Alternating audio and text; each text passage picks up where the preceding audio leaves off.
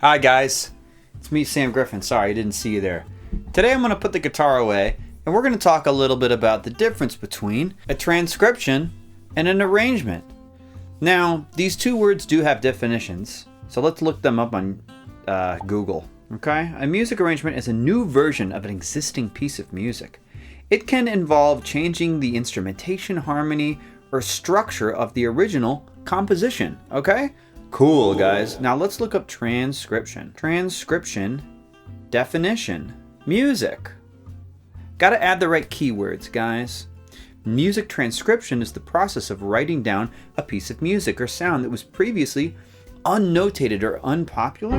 Can also refer to rewriting a piece of music for a different instrument or instruments. Okay, you hear those definitions, bud? We're all talking about it wrong, man. I'm not a guitar arranger, dog. I'm a guitar transcriber. Listen, it doesn't matter what we call these words, right? You could talk about arranging or transcribing or whatever.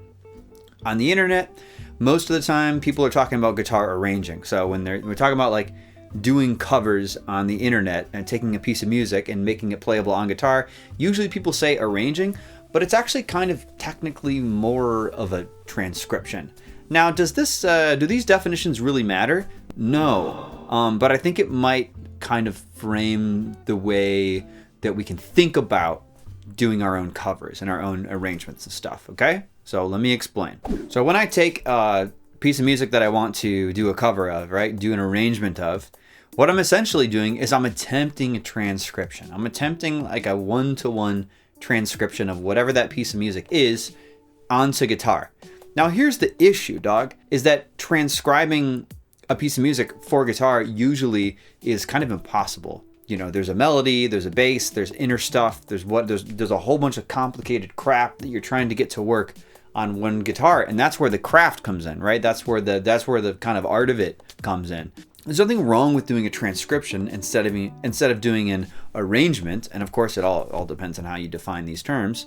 But I think transcribing, it's like people think of like the 1800s, you know, people think of somebody with like a quill, you know, and ink, and they're sitting there writing stuff down, when it's not really like that, right? It's like anybody who's trying to take a piece of music and really accurately capture it on whatever instrument they're doing it on.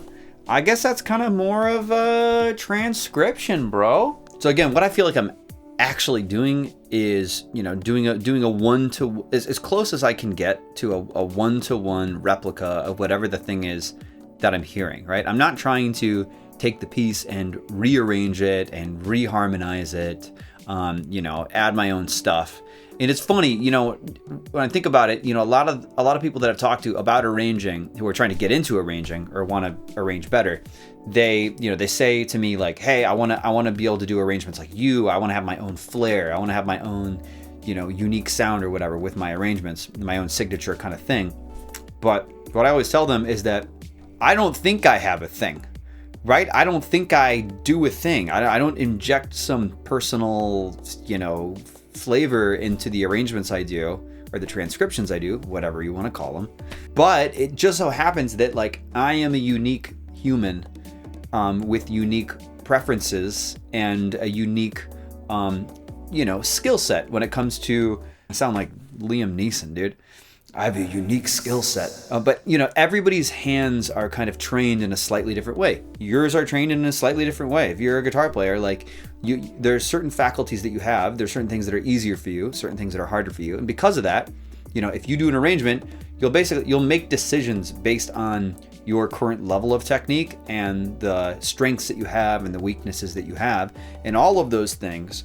So that whole conglomerate of, you know, traits that you have as a musician, you kind of can't help but have an arrangement that is unique to you, right? Like all of these things are a filter through which an arrangement that is unique comes out of. You don't have to like force it. You don't have to like try to inject some extra flavor into it and be unique. It's just gonna happen because you are you. So that's the way I think of uniqueness when it comes to arrangements or transcriptions, as I kind of think of them. Actually, you can kind of think of an arranging, transcribing spectrum where at one side of it, you've got a perfect transcription of the thing that you're hearing. It note for note, it's exactly as you're hearing it in the MP3 file or the video game you're listening to or the pop song or whatever, or the orchestral piece. And then on the far end of it, I think of like a lot of people in the jazz space, and like, for example, like I'm really familiar with a lot of the video game cover scene of people, and a lot of like the jazz side of these things. The people are very used to reharmonizing things and, you know, breaking for solos and really creating what I would think of as a true arrangement. And then, you know, along that sort of spectrum, you've got, you know, different points. You don't have to be totally like you are replicating the piece as true to the piece as you possibly can, or, you know, you're completely reharmonizing the thing, right? It does not have to be these two dichotomies. It's not binary like this. You know, you can be anywhere on this particular spectrum. But I think that it's important, if you want to get into arranging, or you are a guitar arranger, that you think about kind of consciously where you want to be with it. Mostly because the path to get there, I think, is a little bit different depending on which one you choose.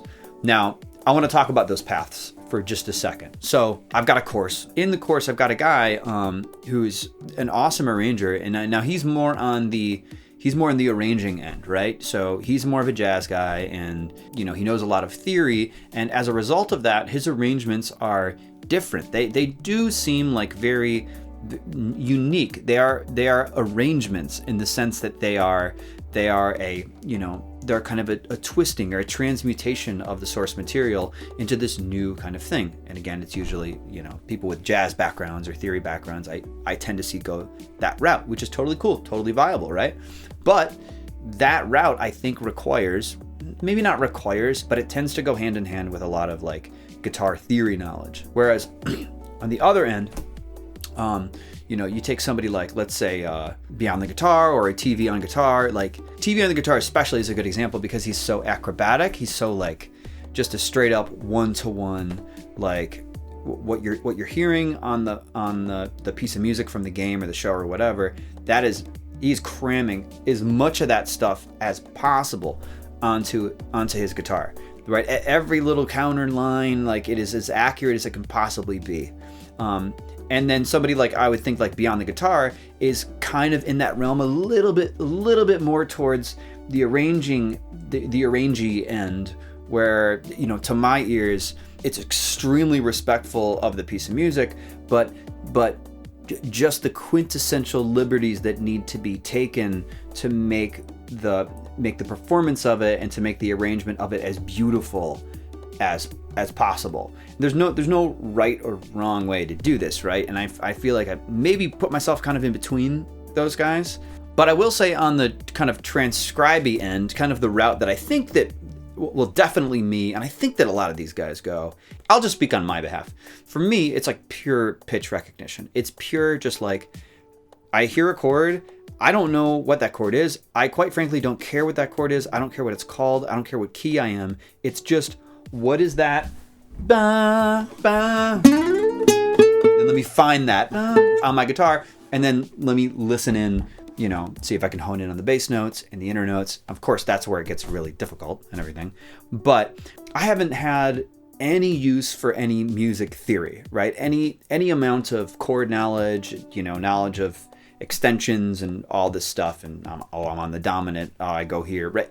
Like, I don't use any of that stuff. And I think that there's a weakness in that, and that sometimes I think it can take a little bit longer. At the beginning stages, when your ear is a little bit weaker, you might not have good context for what notes are sort of likely to be existing in the piece of music that you're trying to transcribe or arrange, whatever. But, you know, as you get further into it, when your ear gets really, really solid and it gets strong, you just hear it and you just find it, right? There's no need to, like, is this a seventh? Is this, you know, a major seven?